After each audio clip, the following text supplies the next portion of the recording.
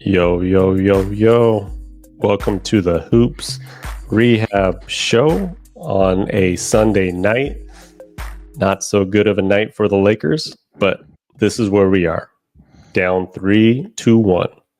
I am the game injury doc, aka Dr. Evan Jeffries. On my right is Eric B. Mack.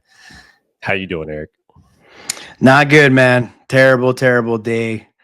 Feel like I got punched in the stomach, and I guess 6 hours later, starting to kind of come off it a bit. But yeah, obviously a devastating loss tonight and for the Lakers, and we're gonna break it down. And it's not gonna be fun, but this is what we do.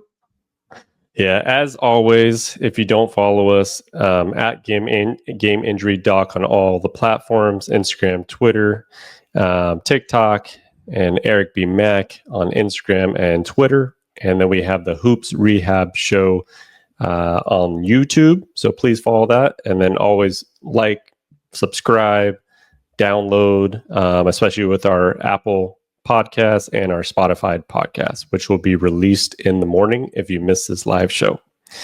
But we got a lot to get into. Probably a better idea that we didn't go right away. Not sure if we would have kind of been able to give the same talk we can give right now. So, Eric, I'm going to let you start. Just tell me how you're feeling. I'm feeling like the season is almost pretty much over. I mean, I'm not obviously going on a limb saying the Lakers season will be done very soon. I personally think it's most likely a wrap. And I don't think every 3-1 deficit is created equal. This one just feels like the Lakers gave their best punch. They unloaded all their ammo, whatever you want to call it, in today's game 4. Played pretty well, obviously. I know we're going to get really, really deep dive into it. There's a lot of things that we didn't like and things we did like. And so, I mean, that's just the first thought is man, Minnesota's really good. They're really deep. They're really long. And I know the whole, one game at a time mentality, but in my eyes, it could very well be done on Wednesday. What about you? Man, it's disappointment, right? So I feel like obviously the Lakers could have had this game and should have had this game. There are a couple big issues in the second half. One that created this ability to take the lead and go up by 10, right? By getting away from Jackson Hayes and playing DFS to start the second half, which I think was a move that we talked about was going to happen regardless at some point. It was either going to be in the starting lineup or it was going to be at some point in the second half. And JJ went to that lineup. The biggest downside of that lineup was that they played 24 minutes, the whole second half for that 5. And Crazy. What is the stat? What is the stat on that, Eric? So I was thinking, I don't think I've ever seen this before. You know why? Because we haven't seen this before. It's never happened. In the play-by-play era, which is around the mid-90s, there has not been one team, one game that for a half, 5 guys played the whole 24 minutes. First time ever. The last time that 4 guys played a half, so 24 minutes, was in 2013. So that'll give you some context of what happened today. Honestly, I'm surprised it was that close at the end. But yeah, it was. And unfortunately, it's something they may felt they've had to do, and I think they still could have probably bought a couple minutes here and there, which I know we'll get into. But that just goes to show that this team is not very deep. Yeah, that's for sure. And before we break this down any further, please on YouTube, Twitter, Instagram, guys, leave some comments. Your concerns about the Lakers, your concerns about the NBA in general, because this is not just a Lakers show. We do talk hoops. We talk all playoffs and everybody involved. So just let us know what you guys are thinking. We would love to get some of that feedback tonight and kind of get to some of those questions there. Absolutely. So my thing is like, and we talk about this all the time. LeBron is in his billionth season, whatever you want to call it, the 22nd season. He's 40. I know he can play all the time, and he'll always say he can play. But it is your job, your responsibility to manage that. And I thought there was a point where when the Lakers went up 10, and there was a time where I think I was even texting you like, hey, we got to get LeBron out for like 2-3 minutes, just because it was a timeout, and I just saw hunch over on the sideline, right? And I'm pretty sure that's why JJ called it timeout, because everybody's looking a little gas right there. And it was like, dude, just give him a blow for 2 minutes. And I kept texting you. I'm like, hey, have they switched the lineup? Because I missed a second or two. Have they switched the lineup? Nope. Never switched the lineup. And I understand the philosophy is they had to put their best players on the floor. It just, when you're playing a young, athletic, lanky, long defensive team like Minnesota, they are going to wear on you at some point. And Anthony Edwards is proven in the last couple playoffs, especially last playoffs, that he will take over at some point in a game with, number one, he's going to talk a lot of trash to you. And number two, he's going to make some big three or some big bucket or some big dunk, and it's going to create a momentum that you need to break at some point. And I think it was just difficult for them to, overcome that in the fourth, even though they were right there, right? I mean, they could have tied the game, they could have won the game at the end, but I just think overall that was something that was lacking. Yeah, it was a recipe for disaster. Yeah, like you just mentioned, there was still a chance to win it, but with going with that game plan, it was just going to make it that much tougher. I know, like throughout the game, or especially the second half, Lakers obviously primarily had a lead. It went up to 10-11. A lot of the times it was 5 or 6. And Richard Jefferson kept saying, like Minnesota kind of has them where they want them. Like, this is going to ultimately wear on them. Yeah. They may not be up right now. Lakers may be, hitting some open threes, and give credit to those guys that were doing that. But this is a recipe for disaster.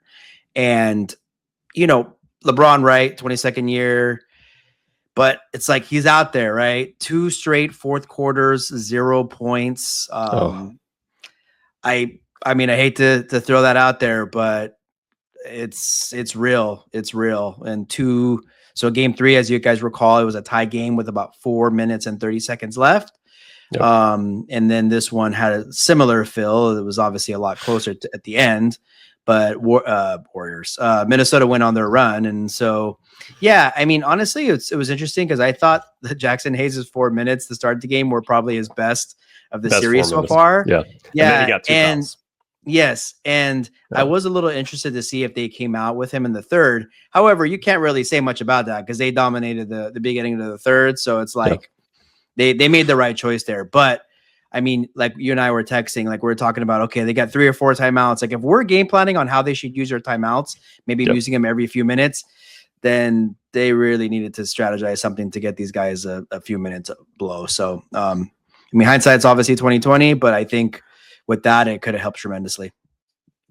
Yeah, I mean, like we were talking about before, I thought Jackson Hayes could actually benefit from coming off the bench and then like getting into those minutes where, say into third quarter, start the fourth quarter, and just kind of give some energy at that point. I thought that would have been an ideal time to play him at some point, right? But they chose that they were going to go with this lineup. And like you said, they said this was at halftime, right? That they chose this, that they were going to just ride it. And I think you have to understand, if you want to go that lineup, that's fine. But you have to like be a realist too and say things are happening in a game. And no matter what, you have to make some sort of adjustment. And I think, obviously JJ Redick is a rookie head coach, right? There's no doubt about it. I think he's been tremendous as a coach. He's made great adjustments. But tonight, he failed in the second half by being so hard-headed about that lineup that he was going to use, whether it's he doesn't trust anybody else on the team right now, right? Or he thought, hey, we're going to get 2 days of rest and we're just going to leave it all on the court because we need to win this game. We need to tie it up to 2-2, right? So I just think overall, like he's going to have to live with his decision, and it's something that will haunt him for the rest of this series if they can come back in it.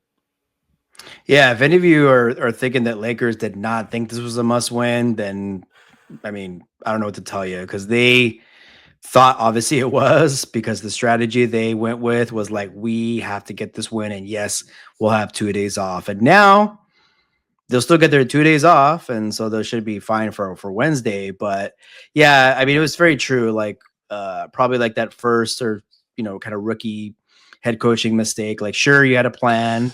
But if Minnesota had gone up about 10, I would say, you know what, you can't afford to probably sit them because that can go up to 15, 16 and forget about it. Right. Mm. But if you're up 10, 11, again, that's nothing in today's NBA. I totally get it. But that is still 3 or 4 possessions that you can probably buy with these long timeouts that are in the playoffs. Oh. I think could have made a difference. I mean, if you're telling me LeBron has 0 points for 2 games, 2 fourth quarters in a row, like nobody's gonna. It's because of he needed rest. This is what I'm trying to say. Nobody's gonna convince me otherwise, because I know there's probably a lot of talk about him in the fourth and big games and all that, but I mean he does typically come up big and at least score a bucket. But so yeah, I think hard lesson learned that you may have a certain game plan, but you gotta tweak it if things go right, which they were going right for most of that second half. Fatigue is a real thing. And if you're saying LeBron, who's 40 in his 22nd season, has scored 0 points in consecutive games in the fourth quarter, that would be fatigue, right? So I just think at some point he would have needed a break. And we can go back and forth on this and we can keep going on it. And there's nothing we can do about it. And we're in this whole, and the Lakers are now 3-1 deficit. But yeah, we're just going to have to live with that decision. Yeah, I mean, it is what it is. Like, this is the team that we have. And so, like, yes, there wasn't much trust in some of the bench guys, but it's like, you had to try something. And also just too, I thought when he went out in the first quarter, I feel like he could have, I mean, they brought him back pretty quick. Obviously he played 46 minutes. So I thought they were going to maybe sit him out the rest of the first quarter just to like buy a few minutes, buy some time. And so that didn't happen either. And that obviously, I know it's way back in the first, but it's still that wear and tear to somebody like LeBron. So, and then Luka too. I mean, Luka wasn't feeling good. He probably, I know he was feeling much better than he was Friday, but we've all been sick, right? We know how it is. Like we're not NBA players, but I mean, shoot, we're not feeling good for a few days. And so that, I mean, that has to be something too. You know what I mean? Like I'm sure he got the best care possible, but it doesn't matter. You're sick, and I'm sure he was not in tip top, shape either, obviously, to play those 46 minutes. So that's food for thought as well.